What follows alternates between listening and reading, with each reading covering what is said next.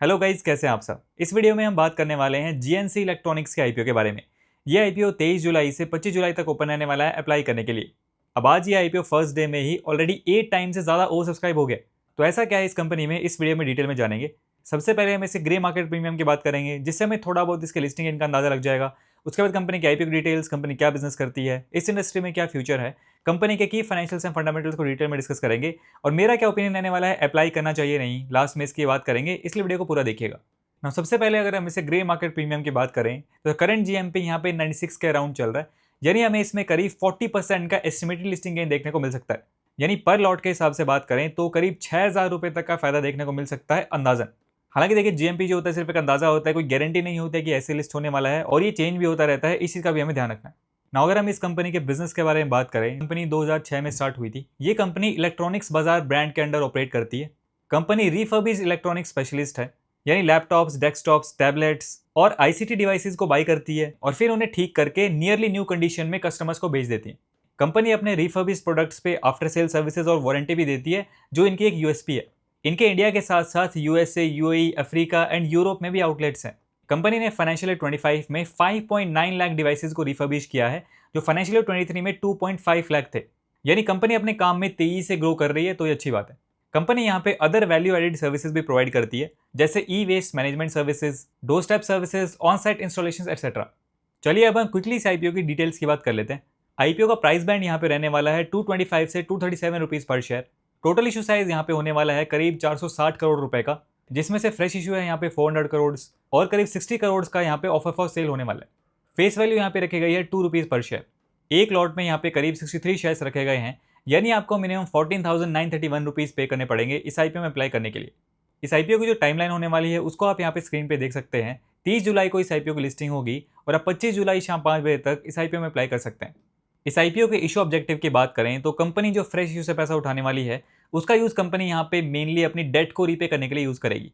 कभी कभी लाइफ में ऐसे मोमेंट्स आते हैं जब हमें अर्जेंटली फंड्स की जरूरत पड़ती है, जैसे कोई मेडिकल इमरजेंसी, शादी के एक्सपेंस या एक बड़ा फाइनेंशियल कमिटमेंट। ऐसी सिचुएशन में अगर आपका सिविल स्कोर स्ट्रांग है और आप एक सैलरीड इंडिविजुअल हो, चाहे किसी एमएनसी या पब्लिक प्राइवेट कंपनी में, तो आपको बजाज फाइनेंस पर्सनल लोन जैसा ऑप्शन कंसिडर करने को मिलता है। ये लोन देता है अप टू ₹55 लाख रुपए तक का अमाउंट, वो भी बिना किसी कोलेटरल के। Flexible tenure up to 96 months, 24 to 48 hours disbursal, 100% digital process, no hidden charges. आपको बस मोबाइल नंबर वेरीफाई करना होता है, बेसिक डिटेल्स भरनी होती है और डॉक्यूमेंट्स अपलोड करने होते हैं, और एलिजिबल हुए तो पैसा डायरेक्टली आपके अकाउंट में आ जाता है। तो अगर आप इंटरेस्टेड हैं तो डिस्क्रिप्शन में दिए गए लिंक को चेक कर सकते हैं। बस ध्यान रहे, लोन सिर्फ जरूरत पड़ने पर ही लेना चाहिए, बिना प्लानिंग के फाइनेंशियल बर्डन बन सकता है। चलिए अब हम इसके फाइनेंशियल्स की बात कर लेते हैं। सबसे पहले अगर हम इसके एसेट्स देखें तो एसेट्स हमें यहाँ पे अच्छे दिखाई दे रहे हैं। ईयर ऑन ईयर ग्रोथ भी काफ़ी अच्छी हमें एसेट्स में देखने को मिल रही है। फाइनेंशियल ईयर 25 में कंपनी के एसेट्स थे यहाँ पे 719 करोड़ के आसपास। रेवेन्यू की बात करें तो रेवेन्यू भी हमें यहाँ पे अच्छा देखने को मिल रहा है। एसेट्स की तरह ईयर ऑन ईयर ग्रोथ हमें रेवेन्यू में भी देखने को मिल रही है। फाइनेंशियल ईयर 25 में कंपनी का रेवेन्यू था 1420 करोड़ के आसपास। प्रॉफिट आफ्टर टैक्स की बात करें तो कंपनी यहाँ पे लास्ट 3 ईयर्स में प्रॉफिटेबल है। फाइनेंशियल ईयर 23 में कंपनी का प्रॉफिट था यहाँ पे 32 करोड़ के आसपास, फिर वो फाइनेंशियल ईयर 25 में बढ़ के हो गया 52 करोड़ और फाइनेंशियल ईयर 25 में वो 69 करोड़ के आसपास आ गए। तो प्रॉफिट के अंदर भी हमें अच्छी ईयर ऑन ईयर ग्रोथ देखने को मिल रही है। EBITDA, net worth and reserve and surplus की बात करें तो वो हमें यहाँ पे ठीक देखने को मिल रहे हैं। टोटल बोरोइंग की बात करें तो कंपनी के ऊपर यहाँ पे अच्छा खासा डेट भी है। करंटली कंपनी के ऊपर यहाँ पे 446 करोड़ रुपए का डेट है। कंपनी का जो current debt to equity ratio है वो यहाँ पे 1.95 का है, तो ये यहाँ पे थोड़ा सा ज़्यादा है। हालांकि जैसा मैंने बताया, कंपनी जो इस आईपीओ से फंड रेज करेगी उससे अपने डेट को रीपे करने के लिए यूज़ करने वाली है, तो हमें यहाँ पे डेट जो है फ्यूचर में कम देखने को मिलेगा। उसके बाद अगर हम इसके फंडामेंटल्स की बात करें तो कंपनी की आरओई, आरओसी एंड आरओएनडब्ल्यू यहाँ पे हमें अच्छे दिखाई दे रहे हैं। 15% से ऊपर है, तो ये अच्छी बात है। और अगर हम इसके पी रेशियो को इसकी पीयर ग्रुप की कंपनी से कंपेयर करते हैं तो करंटली इसका यहाँ पे 1 लिस्टेड पीयर है जिसका पी रेशियो यहाँ पे 20 के आसपास है। तो पी रेशियो यहाँ पे कंपनी का ठीक नजर आ रहा है, बहुत ज़्यादा नहीं है।